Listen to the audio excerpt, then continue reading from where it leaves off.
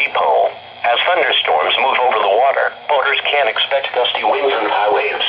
Move to safe harbor or stay close to shore until these storms pass.